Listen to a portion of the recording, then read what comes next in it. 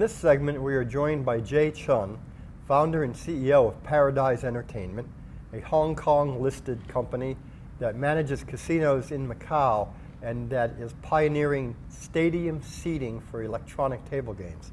And Jay, we'll begin by letting you describe a little bit how you began and a little bit about what Paradise Entertainment is. Okay, all right.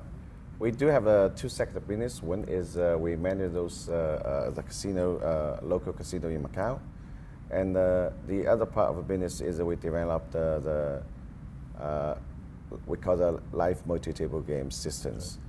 The reason we involve the gaming equipment because in Macau there's a small piece of land and we shortage the labor costs. This whole idea is from there. We had to cost effective, save the labor, and faster the gaming speed. So that's the whole thing was started from. And we do have about 25% the market shares in Macau about the whole EGM, and we have 100% the market shares of the LMG. And for the casino side, our company's business model like the Walmart. So we are focused on the grandmas, and which is very successful. Everybody is aware that recently, the VIP business in Macau is a little bit going down slow, but our business is stable and still increased by double digit. So this is what we're doing. So even though the gaming revenues are in decline this past few months in Macau, Paradise Entertainment's gaming revenues are rising. Yes, yeah. We monthly, every single month, we actually in July, we hit the record high. We have now we manage 3 casinos in Macau, and one is July reached a record high. The other one is August reached a record high. So which means, because we are really based on the number of the visitor. If the visitor number don't drop, we totally have no problem. It's still increasing. How as you go forward, if you look forward 3 or 4 or 5 years from now, will you be more of a casino company or more of a technology company, or will you still be a combination? Okay, I was educated by the computer science, so the technology always I was paid attention on that, and even these days, even our company's revenue, 80% is about in the casino industry, coming from the casino operation, and the 20% from the gaming equipment. But for the potential, gaming equipment is when we focus on is much larger than growth is much faster than the casino side, because when newly launched the platform in the U.S., the platform is just look like the Apple Store, because it's an electronic interface. So by the side bet is very popular in the U.S.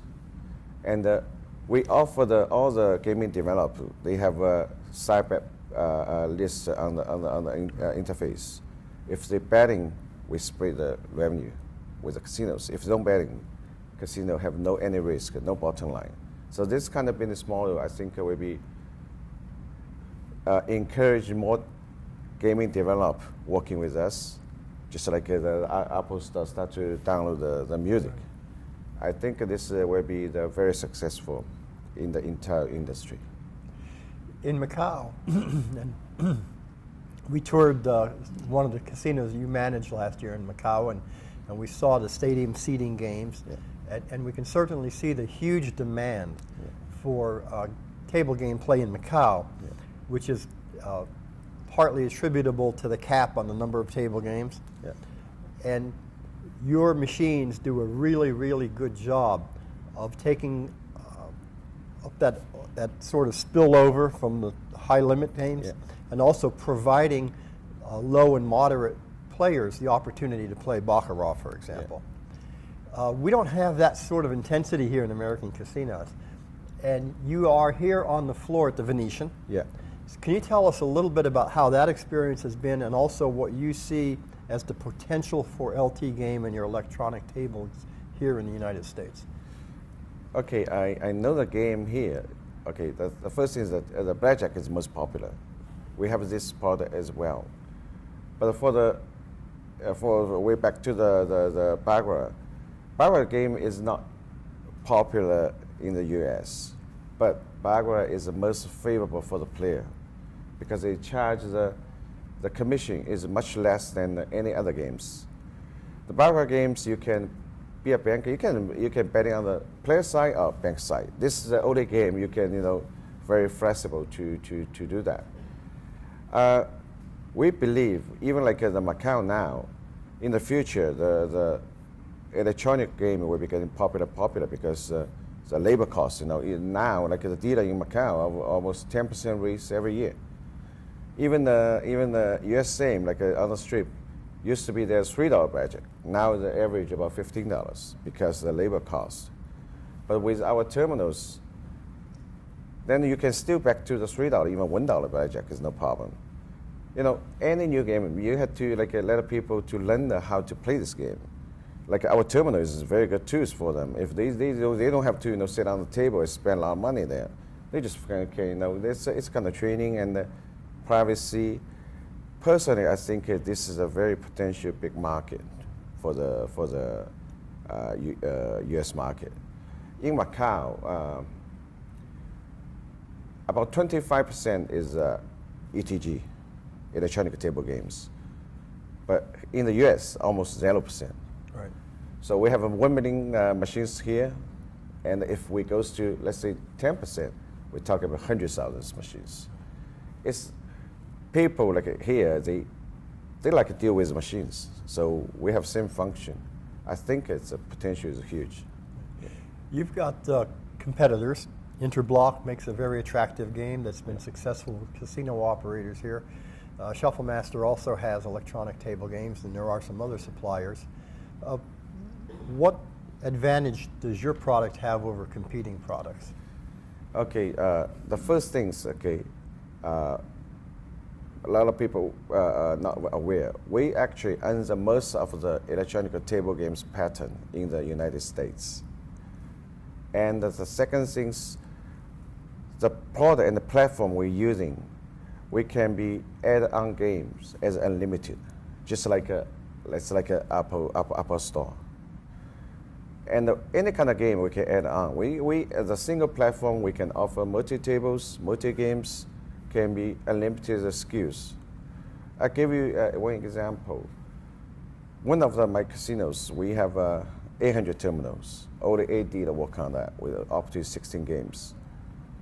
And I think the competitor on the market, the product, they cannot up to this kind of SKUs. They maybe just like a couple hundred is maximum.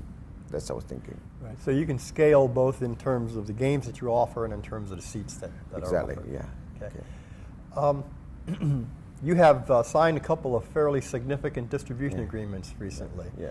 With IGT, the world's biggest slot machine company, and with Ainsworth, and we just spoke with Danny Gladstone earlier this morning. Tell us a little bit about that and what you expect those distribution agreements to bring to you. Okay.